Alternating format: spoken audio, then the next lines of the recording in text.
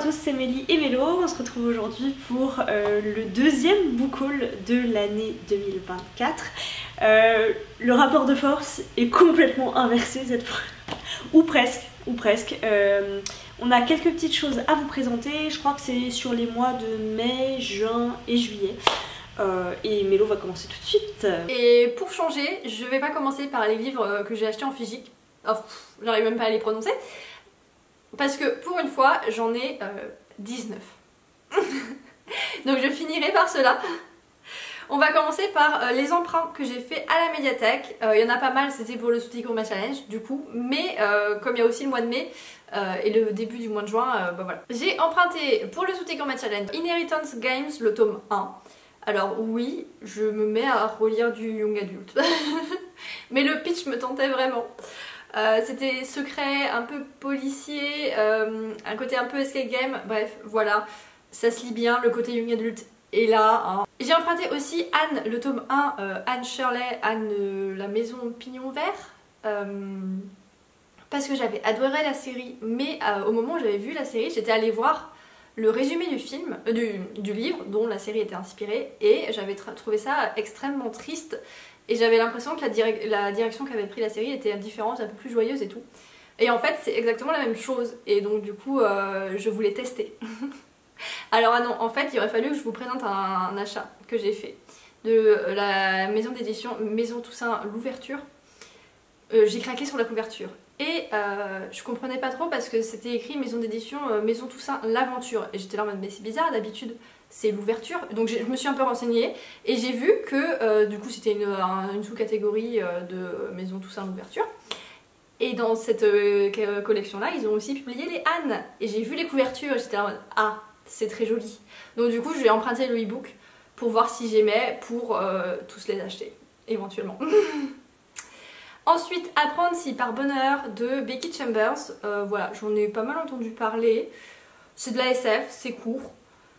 J'ai eu envie de me lancer dedans, c'était sympa. Mais je vous en parlerai plus en détail dans le Souticourma Challenge, je pense.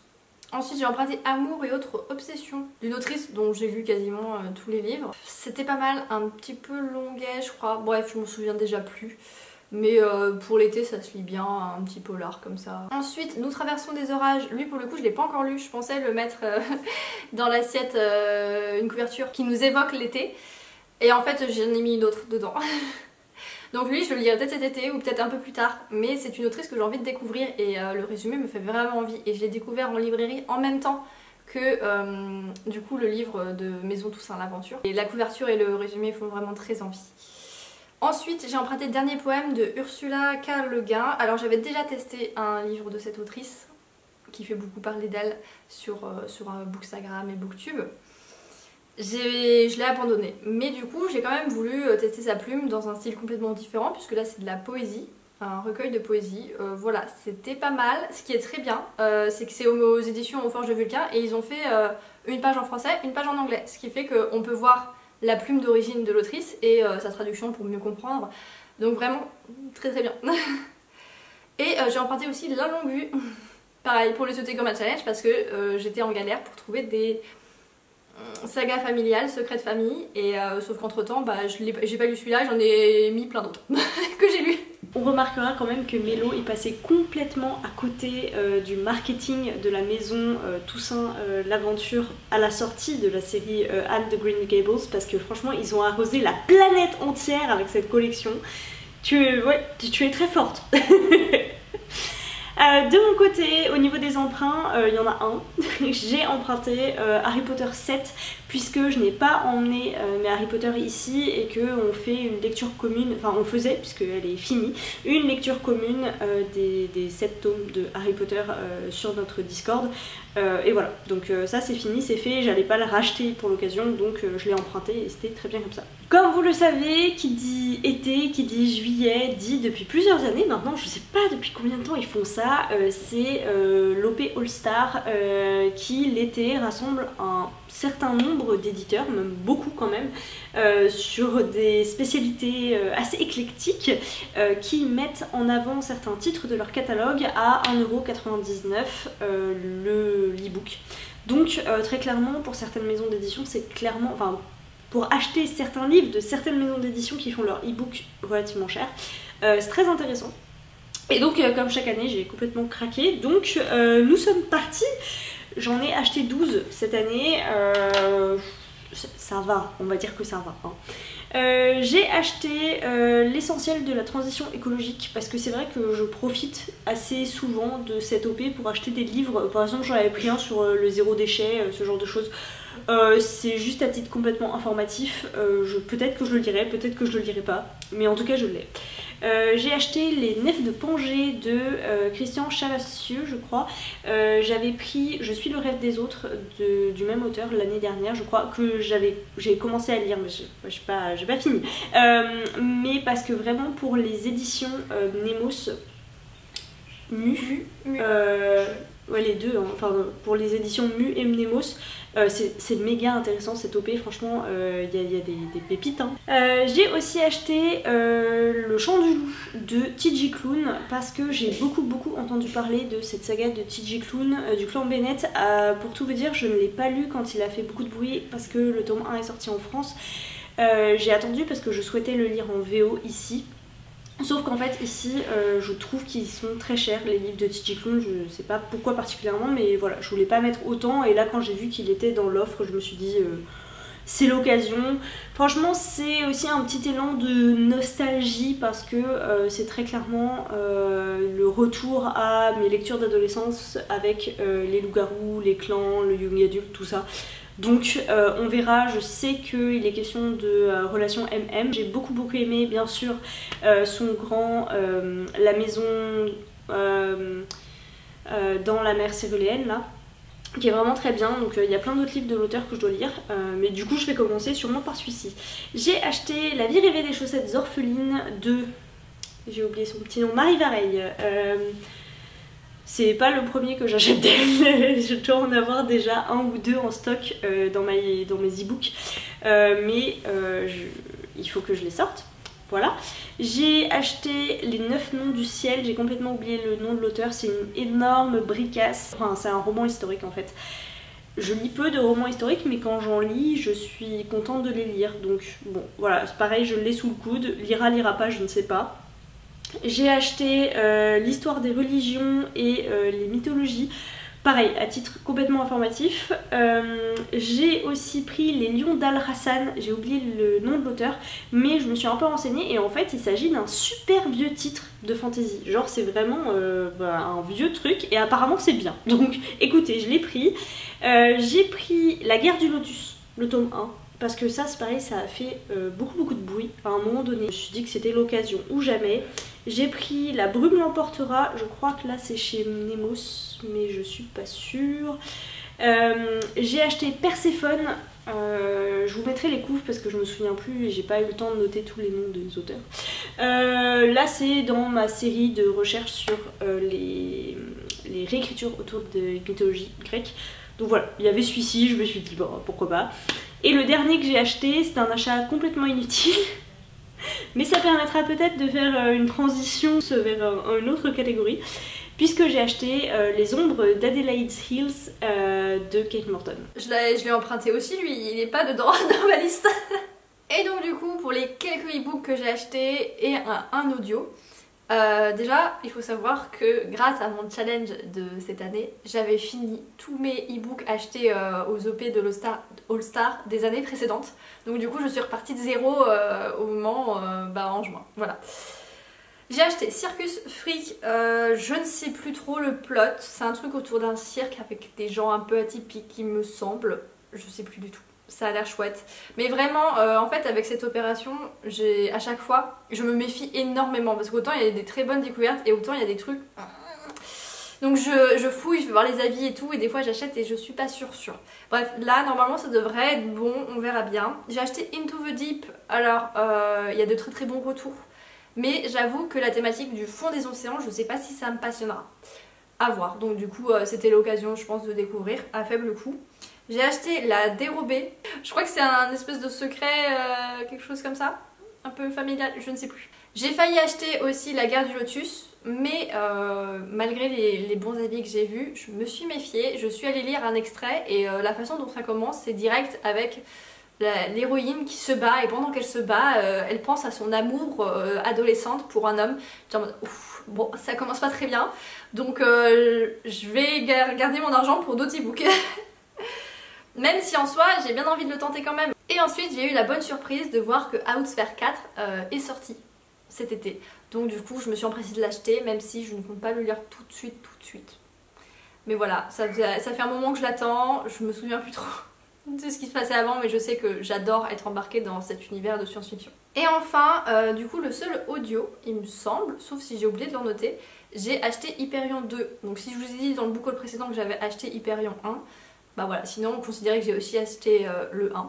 Puisque j'ai fini d'écouter le 1, ça m'a bien plu, en tout cas en audio ça se lit bien, je pense que si je le lisais dans la grosse bricasse écrite, j'aurais un peu plus de mal parce qu'il y a un petit peu des longueurs, mais en audio ça passerait bien. Et vraiment c'est un univers de science-fiction hyper complexe. Et je crois que c'est, alors je sais plus le nom de l'auteur, mais c'est un classique de la science-fiction, donc Dan Simmons. Les audios, j'en ai beaucoup. J'ai pris Meiju, le tome 3 du Sentier des Astres de Stéphane Plateau, pour avancer dans la série. J'ai également pris Les Mémoires d'un chat de Hiro Arikawa, Le Chant d'Achille de Madeline Miller. Voilà, excellente lecture. Les Maîtres lumineurs de Robert, je ne sais plus son nom, Bennett. C'était pas une très bonne lecture.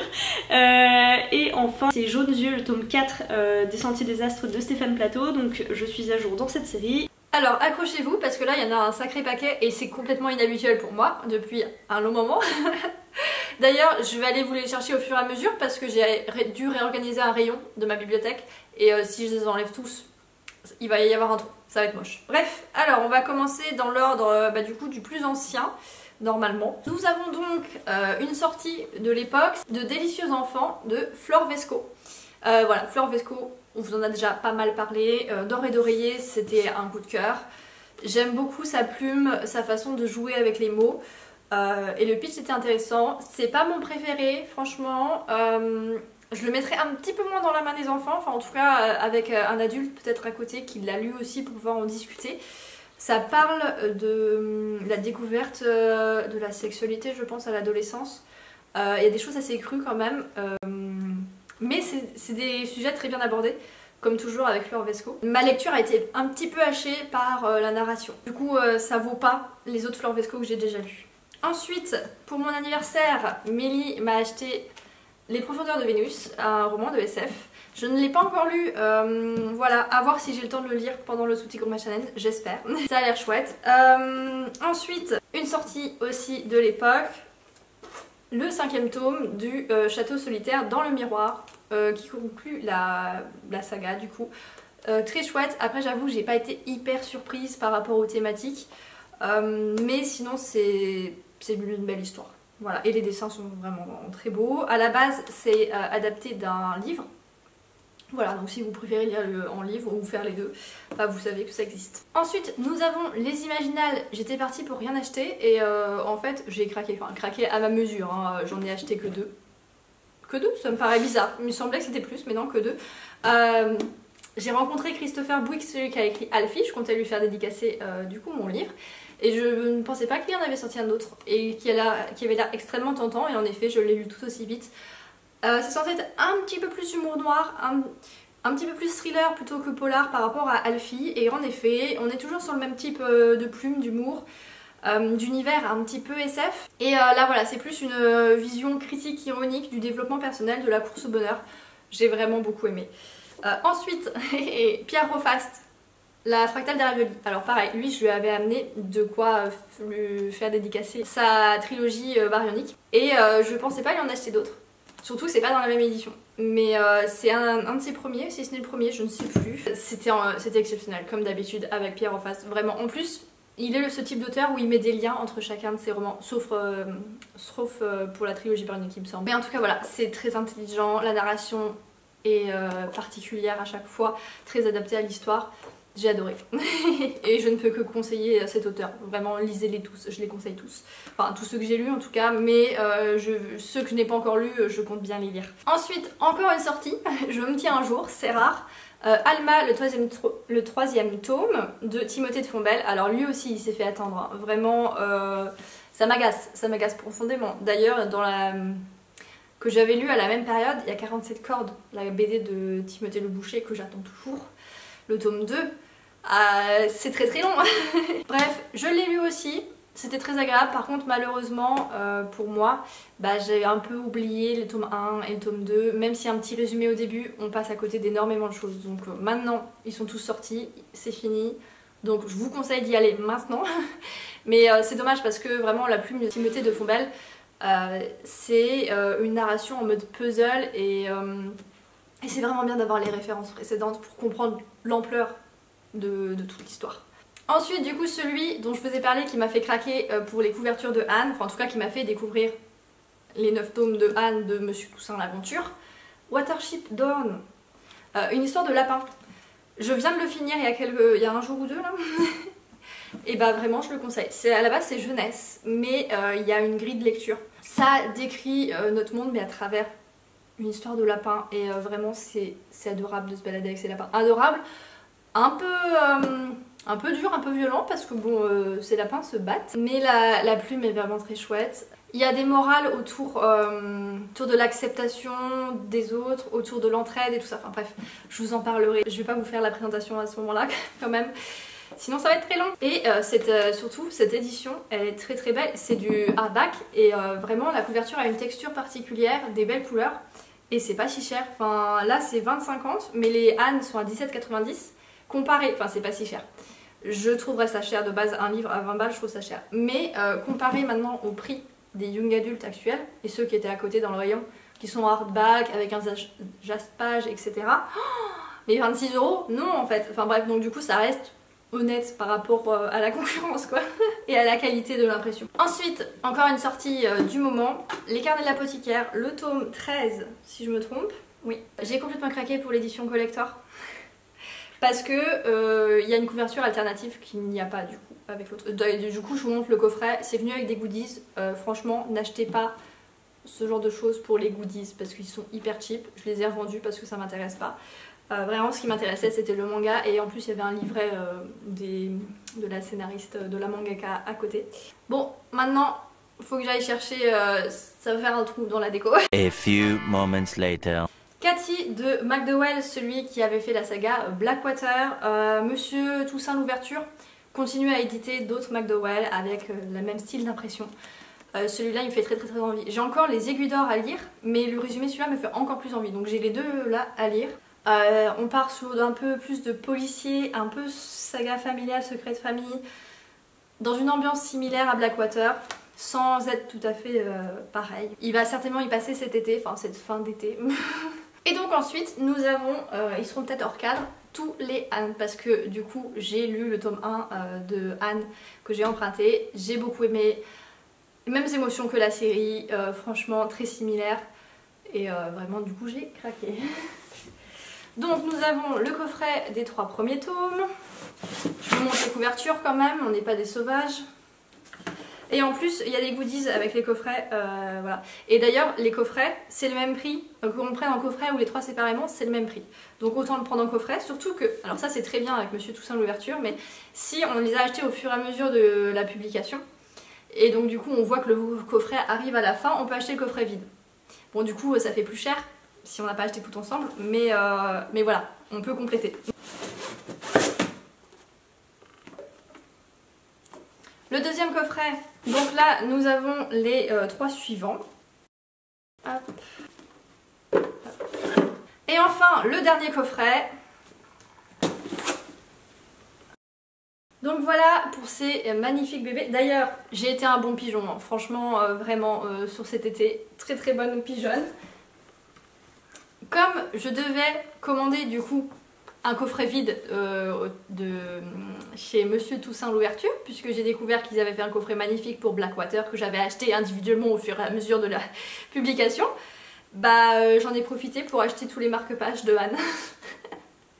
Voilà, du coup, comme j'ai déjà lu le premier mais pas les suivants, je pourrais lire avec le bon marque-page à chaque fois. D'ailleurs, ça commence à me faire une palle, pour moi qui n'ai pas de palle, mais je vais pas les considérer dans la palle ceux-là. Parce que c'est vraiment des lectures doudou, enfin voilà, de toute façon, j'ai vu la série. Donc je connais l'histoire, même si ça va pas, ça va au-delà de la série. Et en plus, il y a un recueil de nouvelles, je crois, et un autre, c'est plus... Il y en a quelques-uns, c'est pas Anne qu'on suit vers la fin. Et donc du coup, le coffret de Blackwater, voilà, il est trop beau, même si ça cache pas mal les tranches des livres. Et c'est un coffret, il y a le carton tout autour, et en plus, c'est un truc qui slide. C'est pas très pratique pour récupérer les livres, mais je trouve que ça va très très bien. Et pareil, il y a des goodies en plus, des cartes postales, des articles de journaux, voilà, c'est assez chouette. Oui, et donc du coup je vous disais que je compte pas dans ma palle les Anne parce que je vais les lire vraiment sur plusieurs années je pense. Bah un peu comme mes BD Picsou que je lis qu'en été, un par été. Voilà, je vais les disséminer par-ci par-là. Et enfin on finit avec le dernier achat, Exogenesis, le tome 1, L'Aube de Octavia Butler. J'en entends beaucoup trop bien parler. Vraiment, c'est de la SF positive il me semble. Et du coup là on a des extraterrestres qui ont sauvé les humains, je crois, un truc dans ce style. Vraiment le pitch me tente énormément, il y a de l'inclusivité, etc. Et apparemment Butler, bah voilà, c'est une autrice afro-américaine qui est un peu un pilier de la SF aussi. En tout cas maintenant. Et donc du coup ça m'amène à une pile à lire de 4 livres que je n'ai pas lus. Ce qui est rare. Mais c'est 4 livres que j'ai tous autant envie de lire les uns que les autres. Donc c'est un peu compliqué de choisir par lequel commencer. Mélo est terminé, c'est à mon tour maintenant de vous présenter les achats et cadeaux que j'ai reçus. On va commencer par les achats. Vous le savez, j'ai passé quelques jours chez Mélo au mois de mai et j'ai profité de ce retour en France pour acheter la sortie de l'année de Virginie Grimaldi, enfin Virginie, je sais pas pourquoi je dis Virginie, mais Virginie Grimaldi, Plus grand que le ciel, bien sûr c'est déjà lu et c'est une lecture que j'ai adorée. Faut que j'essaie de les poser quelque part, voilà. Ensuite j'ai craqué, celui-là voilà, il me tentait depuis un moment, je me disais déjà je vais craquer, c'est chose faite. Avec Plein ciel de Siècle Valban, l'édition collector, je sais pas si c'est un collector, mais en tout cas l'édition reliée avec Jaspage. J'ai vu autour de ce livre pas mal d'engouement et de retours positifs, mais sans jamais voir des retours détaillés autour de ce roman, donc en fait rien si vous voulez qui m'indique très clairement que ce livre était fait pour moi et que j'allais l'aimer. Pour autant je me suis dit que ça valait la prise de risque et écoutez, c'est complètement réussi pour moi, c'était une excellente lecture, donc je suis ravie de l'avoir dans cette édition et pas dans l'édition reliée, bref, brochée tout court. Voilà, il faut que j'aille dormir je crois. Le mois de mai c'est le mois de nos anniversaires, vous le savez, j'ai pas été aux Imaginales cette année, ça a été un crève-cœur, mais Mélo m'a ramené un petit souvenir pour... on va dire faire un peu le tour des auteurs et des nouveautés des Imaginales cette année. Forcément c'est pas exhaustif, mais il y a quand même un certain nombre d'auteurs qui ont participé à ce recueil de nouvelles Memento Mori, donc l'anthologie des Imaginales de cette année. C'est lu, il y en a beaucoup, enfin il y a beaucoup de nouvelles qui m'ont bien plu, ça permet aussi de se donner une idée un peu du style de certains auteurs dont je n'ai pas encore lu de romans, dont certains sont dans ma palle, pour savoir si voilà, je me lance pas.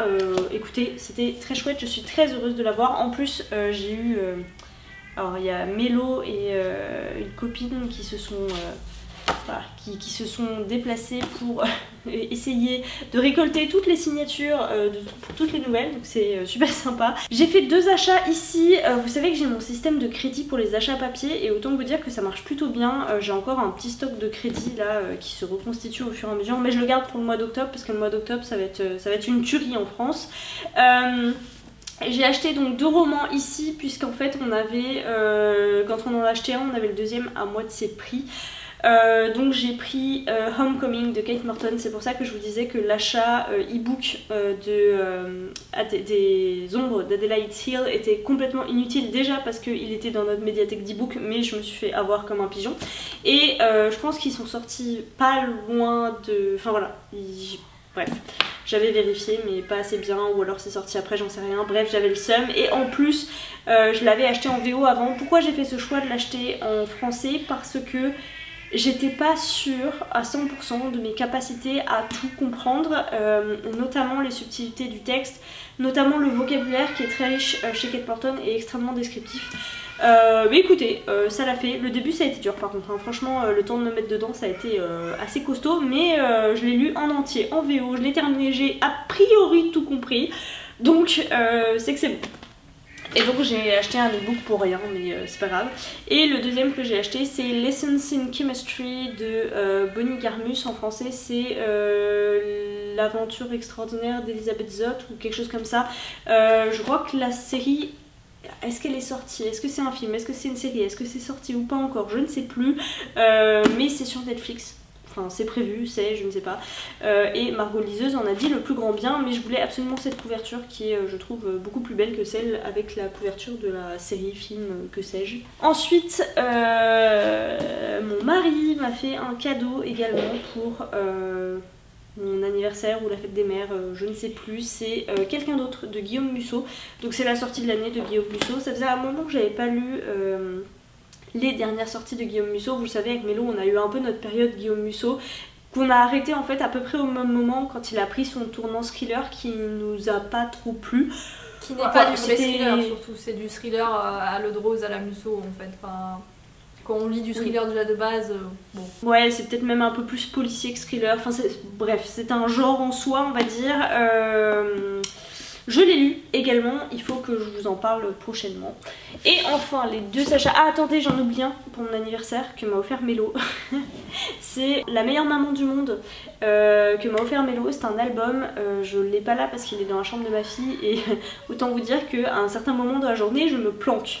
Voilà, il ne faut pas qu'elle me voie parce que sinon c'est mort, d'accord, la soirée ne m'appartient plus, donc je n'ai pas été le chercher.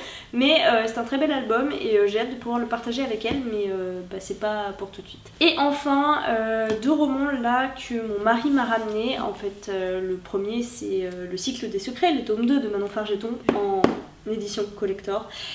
Ça a été une grande question de mois à mois, est-ce que oui ou non je les prends en collector, voilà, parce que j'ai passé un excellent moment avec le tome 1 que j'avais pas acheté en collector, mais bien dans sa version brochée, et je me suis dit voilà, c'est une série que j'aime, je sens qu'elle a du potentiel, c'est de la qualité, c'est Manon Fargeton, c'est francophone, c'est tout ce que vous voulez, est-ce que oui ou non je craque? Et en fait, et ben j'ai laissé le choix à mon mari, c'est-à-dire que j'ai été un peu vague dans ma demande parce que j'arrivais pas à me décider avec moi-même, et du coup il m'a ramené le tome 2 en collector, et comme il me connaît et qu'il est incroyable, il savait que le premier tome je ne l'avais qu'en broché, et donc il m'a ramené, enfin il m'a aussi acheté le tome 1 en version reliée, voilà. Donc je l'ai pas lu dans cette version là, elle est ici à un moment, il faudra bien que je la rapatrie en France. Mais voilà, j'ai ces deux tomes là, autant vous dire que j'ai déjà lu le tome 2, enfin vous l'avez vu d'ailleurs, je vous en avais peut-être déjà parlé dans une vidéo, que je l'ai adoré et que j'attends le tome 3 avec beaucoup d'impatience. Que j'achèterai du coup en version reliée. Voilà. Voilà, ce fut un très long book haul, complètement inattendu. Et comme d'habitude, n'hésitez pas à nous dire si vous avez lu certains de ces romans, s'il y a des romans dont vous voulez qu'on s'attarde plus dans une chronique en particulier. Et puis en attendant une prochaine vidéo, on vous souhaite de très bonnes lectures.